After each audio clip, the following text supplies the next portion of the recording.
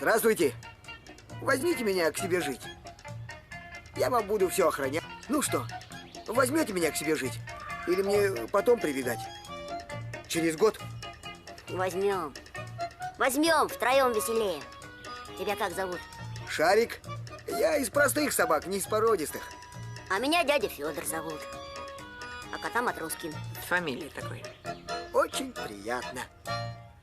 А на днях я линять начал.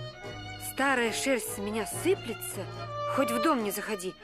Зато новая растет, чистая, шелковистая. Так что лохматость у меня повысилась. До свидания, ваш сын, дядя Шарик.